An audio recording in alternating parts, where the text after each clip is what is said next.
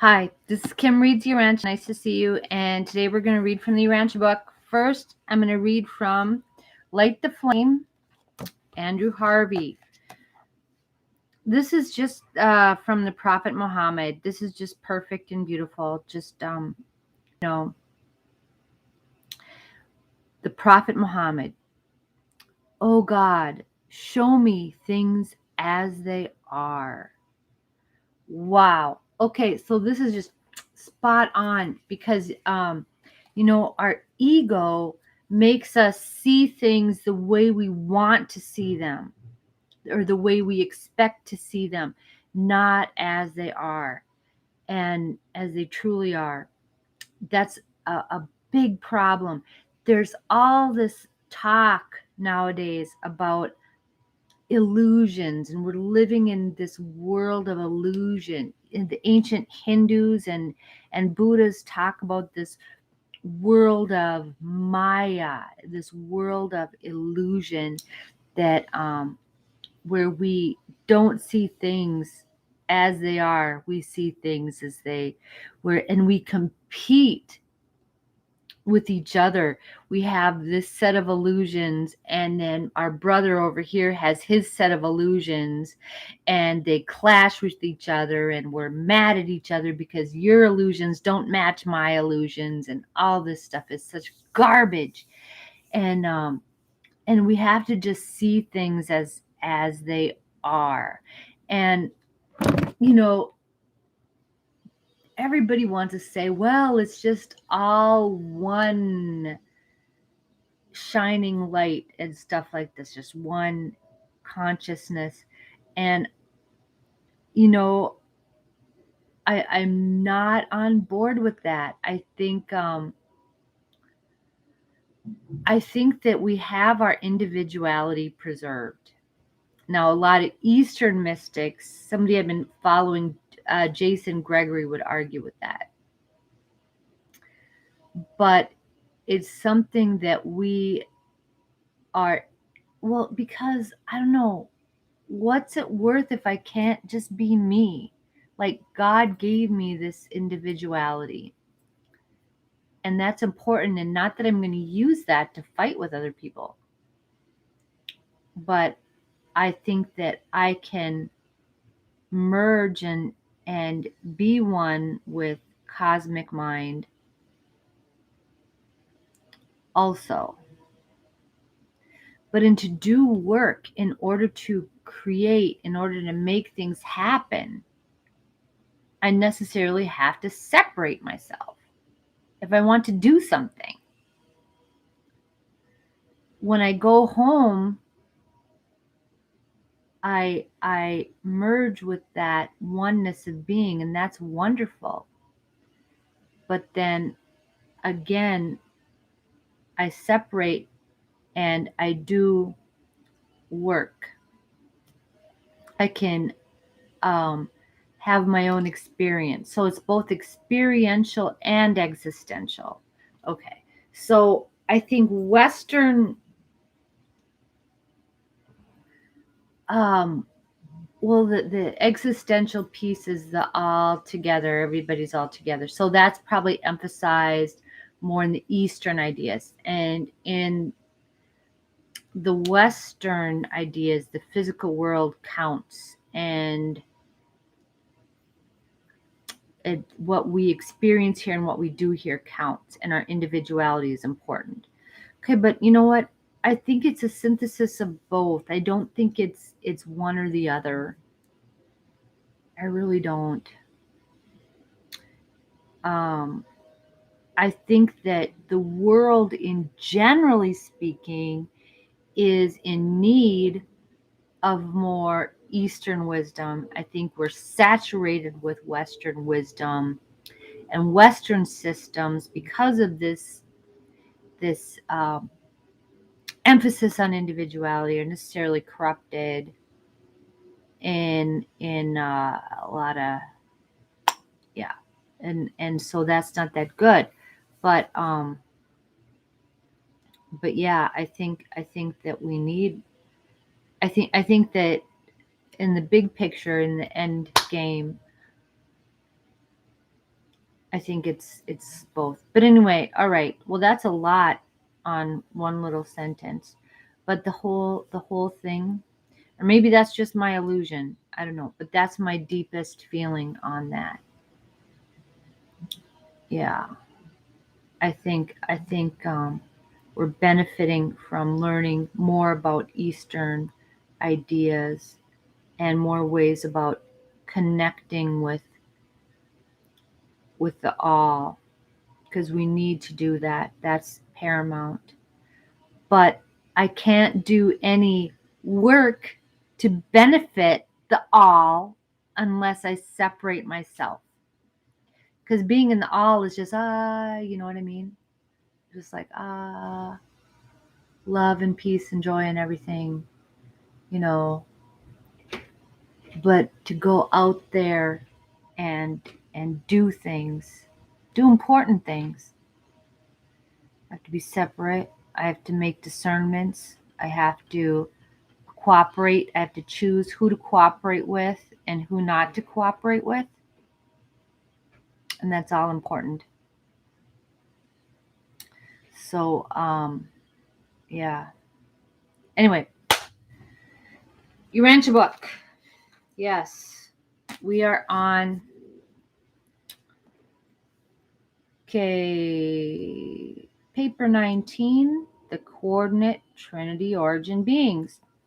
Section 3, the divine counselors.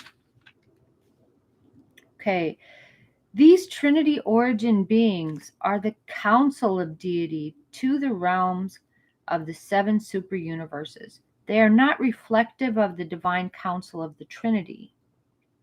Not reflective in the way like the reflective image aids and these guys. They are that counsel. Okay. They're not reflective of the counsel. They embody that counsel.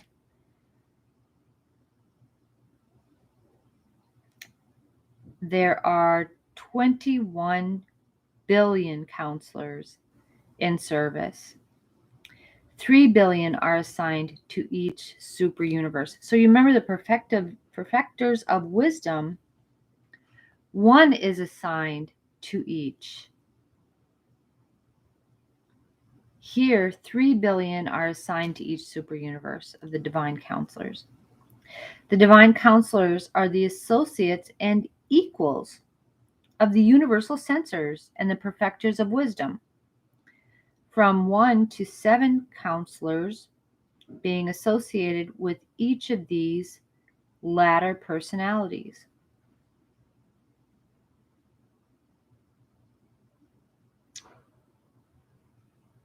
Okay. 1 to 7 counselors are associated with each universal censor and perfecter of wisdom.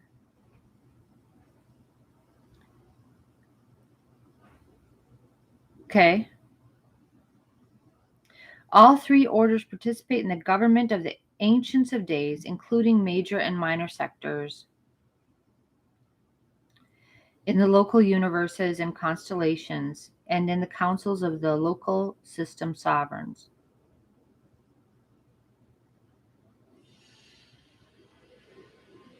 Okay. So these are right. I think they are providing the counsel of the Trinity to these lawmakers, these administrators.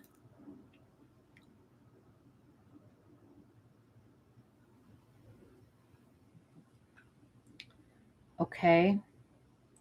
So I think this is maybe a little more practical than the perfectors of wisdom. That seems like a little more esoteric.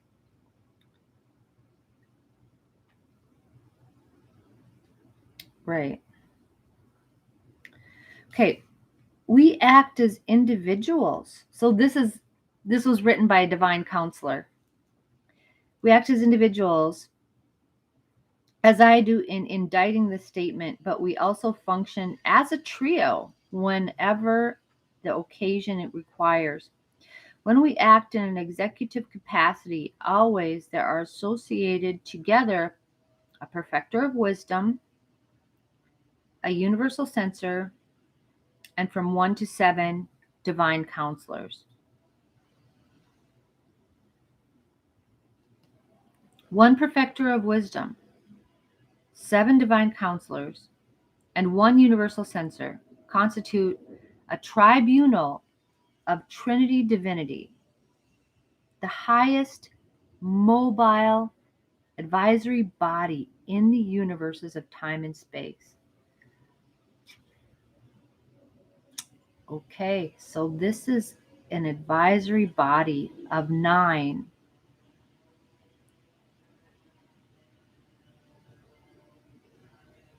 Such a group of 9 is known either as a fact-finding or as a truth-revealing tribunal.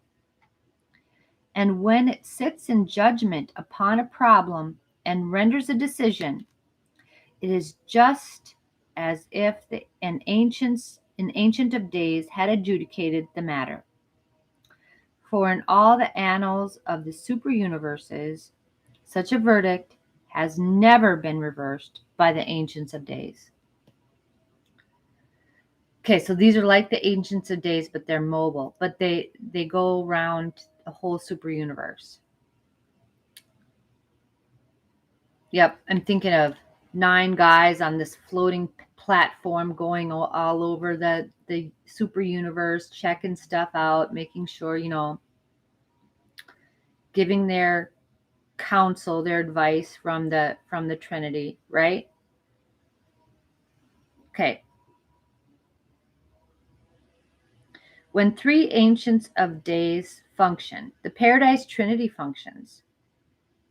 When the tribunal of 9 arrives at a decision following its united deliberations, to all intents and purposes, the ancients of days have spoken.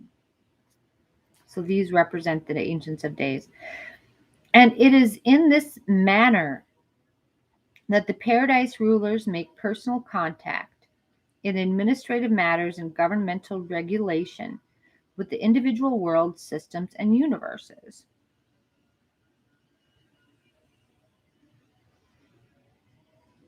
Okay, so the paradise rulers are making personal contact with everything out there. Okay. Divine counselors are the perfection of the divine counsel of the Paradise Trinity. We represent, in fact, are the counsel of perfection. When we are supplemented by the experiential counsel of our associates, the perfected and Trinity embraced beings of evolutionary ascent, our combined conclusions are not only complete but replete. That means extra complete. That means complete again, replete. When our united counsel has been associated, adjudicated, confirmed, and promulgated by a universal censor, it is very probable that it approaches the threshold of universal totality. Such verdicts represent the nearest possible approach to the absolute attitude of deity within the time-space limits of the situation involved and the problem concerned. You know, it's really dark in here. I think it's going to storm. Maybe I should turn on the light. I'm turning on the light. I'm turning on the light.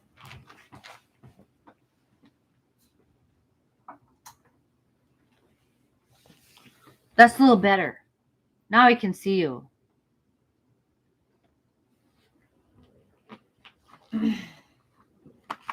Okay.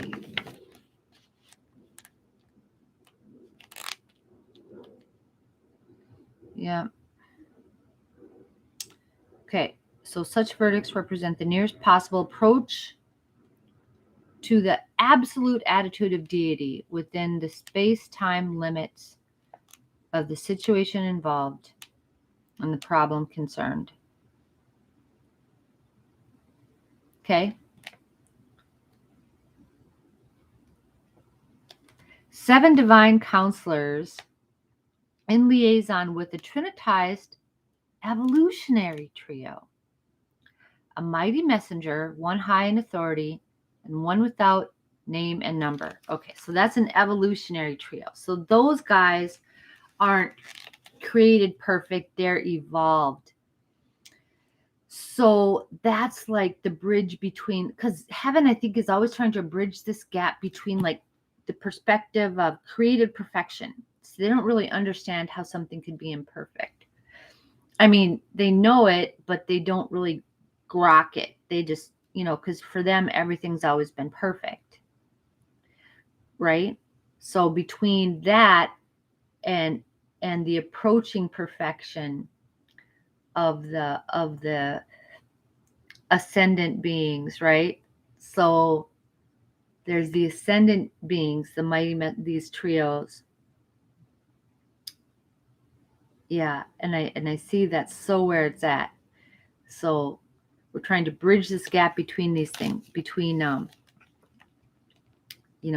perfection and perfecting or becoming, right? 7 divine counselors in liaison with a trinitized evolutionary trio, a mighty messenger, one high in authority, and one without name and number, represent the nearest super-universe approach to the union of the human viewpoint and the divine attitude on near paradisical levels of spiritual meanings and reality values.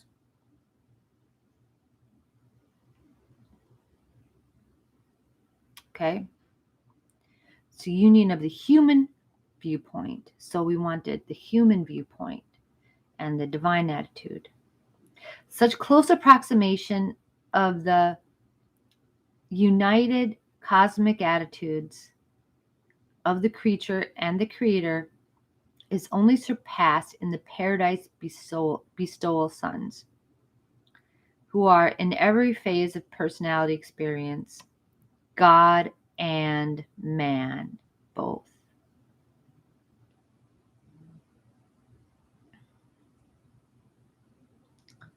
All right.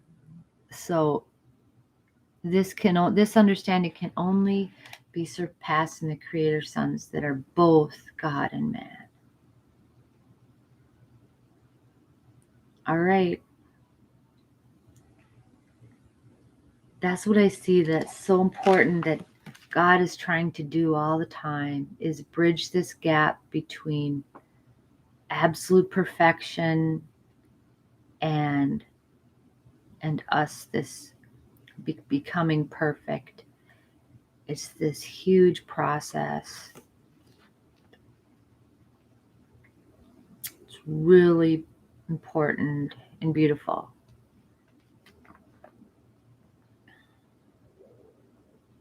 Because God wants to know what it's like to be us.